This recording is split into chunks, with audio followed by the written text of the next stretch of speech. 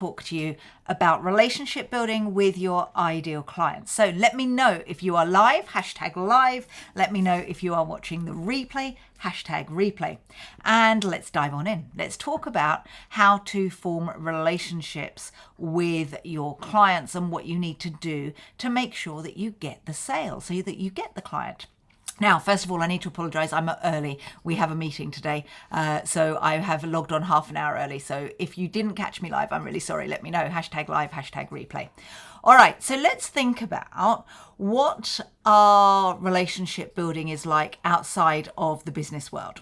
Now, we often refer to the art of marketing as building a relationship just like you would if you were building a relationship in the real world. So you wouldn't walk up to someone in the real world and say, "Hey, will you marry me?"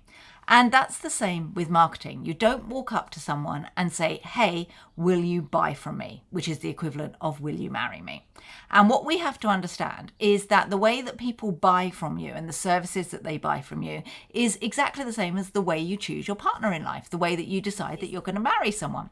So what I really want you to think about is your marketing and the call to action. So the call to get people to take action with you. What are those actions? And how do we get them to move from never ever knowing us all the way through to wanting to buy from us, which is the same as you don't know your prospective partner, you meet them in a pub, for example, you make small talk, you go out on a date, and then you go out on another date, and over a period of time, you court each other, is the old-fashioned way of saying it. You court each other, and you build that relationship, and you test the water. So you go on first date, and often it's to kind of find out a little bit about each other and see if there is any chemistry there. Then the next date is to see if your values align, and then the next date is to see what you've got in common and if you have the same goals out of life. And then the next date is, do you like each other? And, do you feel like you can spend more time with them? And then you start to spend more time with them.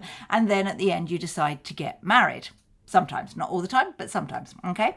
So what we do in our personal life is what we have to think about in our business life as well, and how we court our prospective clients. And it's all about relationships. It's relationships first, sales second. So let's think about relationships first. What would that look like in a customer journey to go from never ever hearing about you all the way through to going, do you know what? I want to buy from you, aka I want to marry you. What does that journey look like? Well, first of all, they have to know that you are in the same place as them. So we have to hang out where our prospective clients are. So just like if you're looking for a partner or if you're out at the pub, you need to find a place where your ideal person congregates. Now that could be that people are congregating on LinkedIn. It could be that they're congregating on Facebook or Instagram, but you need to hang out where they are hanging out. Then what we have to do is go up to someone and go, "Hey, how you doing?" And they go, "I'm fine, thanks. How are you?" And you go, "I'm fine." And that's it. You stop. All right. So what you do is you say, "Hey, your hair looks nice." And then you stop. Or, "Hey, can I buy you a drink?" And they might say, maybe. And what we have to understand is that the way that we talk to our prospective clients, from the moment they see us, they are judging us, just like if you were courting someone in the real world. You've got this woman or this man standing in front of you. And the moment they're there, you're looking at them going, "I like your hair, I don't like your face, I don't like your attitude, I don't like this, I don't like that," or "I really like this," or "Oh, that's interesting." Oh, so that's why brand is quite important, because your brand and branding, so the way that you show up online is the first impression that people are going to get of you. Then the second impression is the moment you open your mouth. Okay, so when you open your mouth and you start posting things on social media, that's the second impression that they're going to get from you. The third impression that they're going to get from you is when you start to share your insights and your ideas, which is where in a relationship, that's where people are starting to look at you and go, what are your values? What is it that you stand for? So in the real world, that's where you really start to get to know someone. In the working world, in the I'm going to take you on a customer journey, it's where people go, ooh, okay, can I trust you? Do I like you? Do I like what you stand for? And that's why branding is so important and why building a brand strategy is so important. happen, because you have to get all of that aligned with your ideal client. Okay. Then what we have to do is ask them out on a date. So we have to say to them, hey, can we just spend a little bit of time together in privacy? Maybe we could go and have a cup of tea together. And that's when the call to action, the thing that you actually ask them to do, is to get slightly more intimate with you and download something like an ebook, or come to a webinar, or sign up to your email database. Because what we're doing is we're going from the public world of dating, where they're commenting on your social media, to the private world of now we're going to advance this relationship without other people knowing that we're in this relationship together. Okay, so that's what we do when we start inviting people to webinars, when we ask them to download our ebooks, when we are asking them to get into a more private relationship. Then what we do is we start to have this relationship in the background. So, okay, we're still showing up on social media, we're still posting, we're still commenting on their updates, they're still commenting and following us, just like you are today watching this video. We're still courting in public. However, in private, you might be getting my emails, we might be messaging on social media, you might say, hey, let's have a conversation, and we have an initial conversation for you to find out more on a one-to-one basis in private. And as you can see, this is very similar to the journey that you take when you're courting someone in the real world before you get married. What then happens is, once you've started to build that relationship in private, so they're watching your webinars, they're talking to you, they're messaging you on social media, they've had that call with you, then you can say, hey, will you marry me? And that's when the call to action is, hey, buy my stuff.